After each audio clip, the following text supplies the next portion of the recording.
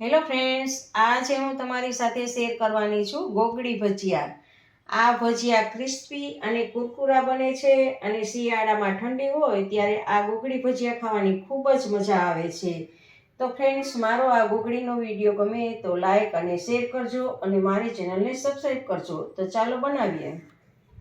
આપણે આ ગોગડી ભજીયા આટલી વસ્તુમાંથી જ બની જશે અને એમાં વધારે લીલા ધાણા જોશે અને આદુનો પણ વધારે ઉપયોગ કરવાનો હોય છે એમાં. અને મરચાં મેં મીડિયમ તીખા એવા લીધા છે અને જો તમે વધારે તીખો ખાઈ શકતા હો તો તીખી મરચી હોય છે એ લેવાની હોય છે. તો હવે આપણે આ લીલા ધાણાને તો સમારી લીધા છે અને મરચાંને પણ આપણે સમારવાના છે. તો એકદમ નાનું નાનું કટિંગ કરવાનું છે મરચાંનું. તો જુઓ, આવી રીતે આમ કરી અથવા તો તમે કાતરની મદદથી પણ તમે આવી રીતે, અને નહીંતર આવી રીતે 4 ભાગ કરી અને આમ નાના નાના કટ કરવાના હોય છે. જો આવી રીતે આપણે મરચાં સુધારી લેવાના છે. જુઓ, આવડી કટકી કરવાની હોય છે અને વચ્ચે મોટો ભાગ આવે ત્યારે પાછું આવી રીતે આમ કરી લેવાનું. આવી રીતે આપણે મરચાં સુધારી લેશું. આપણે આ મરચાંને સમારી લીધા છે અને હવે આદુને જો તમારે આ ઉપરથી છાલ કાઢવી હોય તો ઉપરથી, નહીંતર સારી રીતે ધોઈ લેવાનું છે. અને ધોઈને એકદમ ઝીણું ખમણ નથી કરવાનું, થોડીક મોટા કાણાવાળી ખમણી હોય એનાથી આપણે ખમણી લેવાનું છે. આદુને આવી રીતે આમ છીણી લેવાનું છે. જુઓ, આવી રીતે આપણે જુઓ આવું જાડું થાય અને પાતળી ખમણીથી કરશો તો એકદમ લોંદા જેવું થઈ જશે. એટલે આવું છૂટું થાય એવું આપણે ખમણ કરશું આદુનું. જુઓ, આપણે આદું પણ ખમણી લીધું છે. એટલે આપણે એક બાઉલમાં આદું અને મરચાંની કટકી બંને જ આપણે એમાં નાખી દઈશું અને સાથે આપણે આ લીલા ધાણા પણ આમાં એડ કરી દઈશું. અને હવે એમાં આપણે જોઈતા પ્રમાણમાં સ્વાદ પ્રમાણે નિમક એડ કરશું. ખાલી એક નિમક જ એડ કરવાનું છે. તમારે સોડાનો કે લીંબુનો કે બિલકુલ ઉપયોગ કરવાનો નથી. તમારે સ્વાદ પ્રમાણે નિમક એડ કરશું.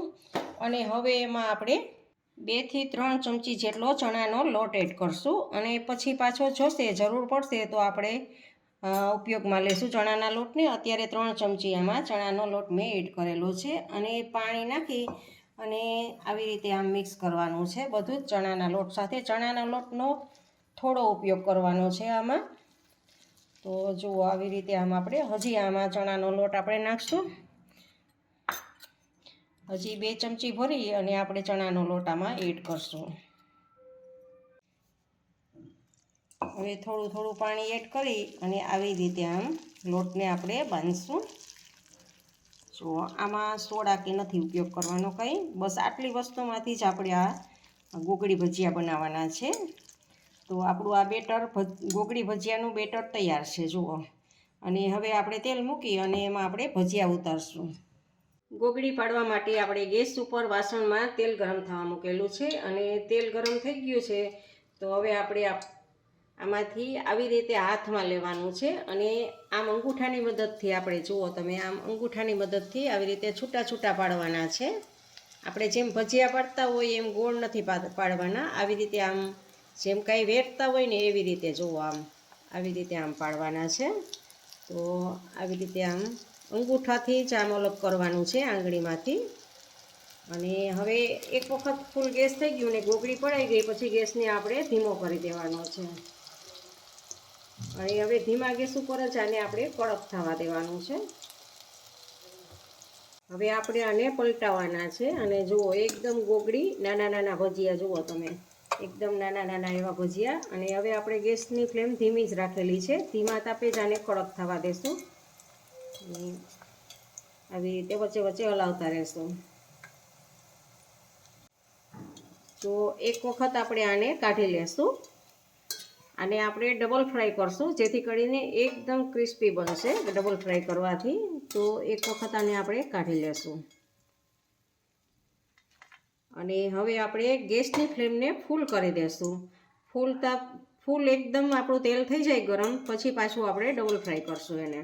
હવે આપણું તેલ ફૂલ ગરમ થઈ ગયું છે. તો આપણે ડબલ ફ્રાય કરવા માટે પાછા એમાં એડ કરીએ અને ફૂલ ગેસ ઉપર જ હવે આને ક્રિસ્પી થવા દેશું આપણે.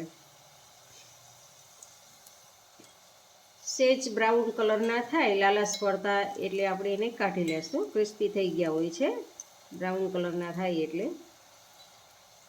હવે આપણી ગોગડી તૈયાર થઈ ગઈ છે, તો આપણે એને તેલમાંથી બહાર કાઢી લઈએ.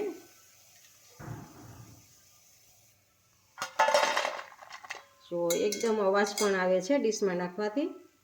તો આપણી આ ગોગડી તૈયાર છે. આ ગોગડીને તમે આંબલીની ખાટી મીઠી ચટણી સાથે, સોસ સાથે કે ચા સાથે પણ ખાઈ શકો છો. અને જ્યારે પણ બનાવવાનું તાત્કાલિક બનાવવાનું મન થાય ત્યારે થોડી જ વસ્તુમાં આપણે બની જાય છે અને તાત્કાલિક બનાવી શકો છો. ફ્રેન્ડ્સ, તમને મારી આ ગોગડીની રેસીપી કેવી લાગી તે કમેન્ટ બોક્સમાં કમેન્ટ કરીને મને જરૂરથી જણાવજો. ઇન્સ્ટાગ્રામમાં મારા પેજને ફોલો કરજો, મેં નીચે લિંક આપેલી છે. વિડીયો ગમે તો લાઈક કરીને તમારા ફેમિલી મેમ્બર્સ અને ગ્રુપમાં શેર કરજો અને મારી ચેનલને સબસ્ક્રાઈબ કરજો. આવજો, ફરી મળીએ નવા એક વિડીયો સાથે.